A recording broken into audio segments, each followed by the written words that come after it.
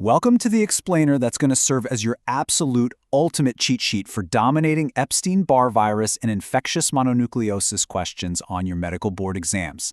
If you're prepping to face down these clinical vignettes, you already know EBV is heavily tested. It is packed with unique presentations, highly specific serology, and classic examiner traps. So today, we're taking all that high-yield data and synthesizing it into one focused, bulletproof review.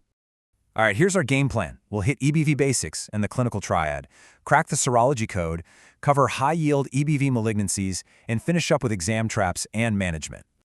Okay, let's just dive right in. I want to prime your brain with a quick mini pop quiz. When you hear the kissing disease, what clinical picture instantly pops into your head? Got it? Good. Hold on to that image because we're about to refine it to absolute board-level perfection. Part 1. EBV Basics and the Clinical Triad. First things first, let's talk mechanism. EBV is a double-stranded DNA-enveloped herpes virus. And you absolutely must remember how it breaks in. It specifically targets B cells using the CD21 receptor. You'll sometimes see this called the C3d complement receptor, so just keep that in your back pocket. Test writers literally love asking for that exact receptor, so lock CD21 into your brain right now. And yep, it spreads through saliva, hence the kissing disease moniker, with an incubation period of about 4 to 6 weeks. Now burn this triad into your memory. It is the classic, absolute gimme presentation on the boards. If your vignette patient rolls in with a fever, a killer sore throat, we're talking pharyngitis with an exudate that looks basically identical to strep, and lymphadenopathy, your EBV alarm bells should be ringing loud and clear. But look closely at that third bullet, posterior cervical lymphadenopathy. That specific detail is a massive clue for EBV on your exams. Beyond the triad, examiners love to toss in a few extra breadcrumbs to paint the full picture. You'll very often see splenomegaly, especially peaking around week 2 or 3.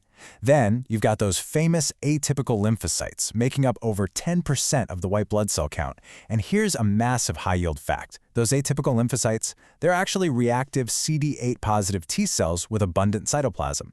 They are not the infected B cells. Add in the fact that over 90% of cases have elevated liver enzymes, and boom, you've nailed a diagnosis. Moving on to Section 2, cracking the serology code.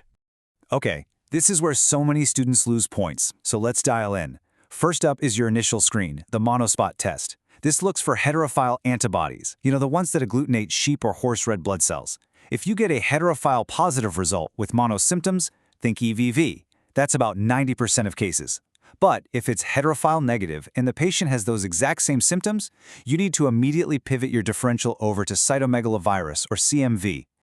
And right here is a trap they love to set. Timing is literally everything. The monospot is a great first-line screen, sure, but look at the numbers. It is only 40% positive in week 1.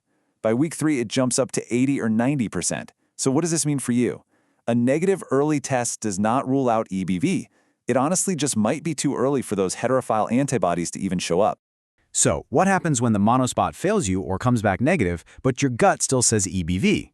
You go to the specific serology. Seriously, map this matrix in your mind. VCA IgM, that's viral capsid antigen IgM, is your best, most definitive acute marker. It's only there for the first 2 to 3 months.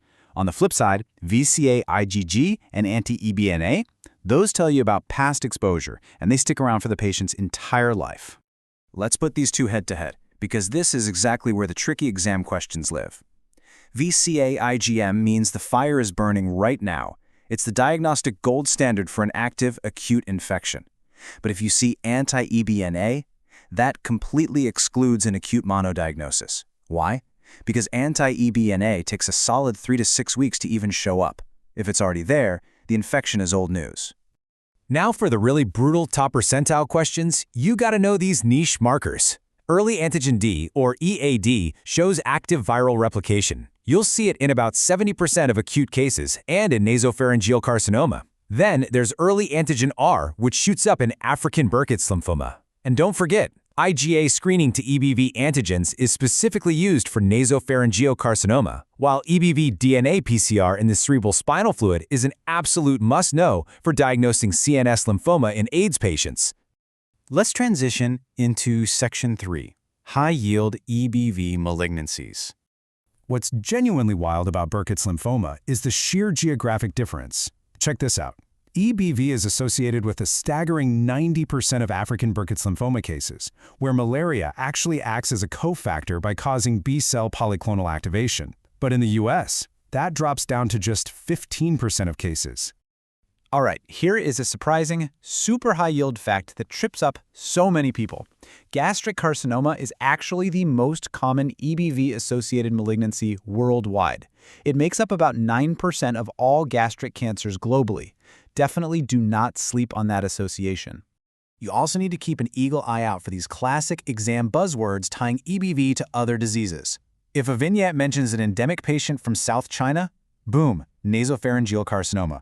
If they talk about the mixed celularity subtype of Hodgkin's lymphoma, remember that about 50% of U.S. cases are EBV positive right there in the Reed-Sternberg cells. And for HIV-positive patients, EBV drives virtually all primary CNS lymphomas, and it causes oral hairy leukoplakia. You know, those raised white corrugated lesions on the side of the tongue that, crucially, you cannot scrape off. Let's look at a rare but incredibly testable genetic condition. If a question describes a young boy who has totally normal immune responses to regular childhood infections, but then suddenly develops a fatal lymphoproliferative disorder specifically after catching EBV, you are looking at X-linked lymphoproliferative disease, otherwise known as Duncan syndrome. The root cause here is a mutation in the SAP protein, or the SH2D18 gene. And finally, Section 4, Exam Traps and Management. I literally cannot stress this enough. Picture this. A patient comes in with a severe sore throat. The doc assumes it's strep and hands them a script for ampicillin or amoxicillin. A few days later, the patient breaks out in this massive maculopapular rash. Listen carefully. This is a pharmacological reaction that happens in roughly 90% of mono patients given these drugs. It is absolutely 100% not a true penicillin allergy. Never let the vignette trick you into labeling them as penicillin allergic based on this event. 1 month. That is exactly how long your patient has to sit on the sidelines and strictly avoid all contact sports. Even if they feel completely fine, that splenomegaly puts them at severe risk for a catastrophic splenic rupture. Now, it only happens in under 0.5% of cases, but it is totally life-threatening. So 1 full month, no exceptions whatsoever. When you get to treatment questions, the standard of care is just supportive. Do not fall for the acyclovir trap. Yes, it reduces oral shedding, but it offers zero clinical benefit because it doesn't touch the latent B-cell infection. And what about steroids? Skip them for routine mono due to the risk of bacterial superinfection. You only pull out the steroids for life-threatening complications. Things like severe airway obstruction from those huge tonsils, hemolytic anemia, or massive CNS disease. Let's circle back to this massive trapdoor just one more time before we wrap up. If the clinical vignette gives you a patient who's only had fatigue and a sore throat for 2 days, but their lab chart says they are anti-EBNA positive, stop right there.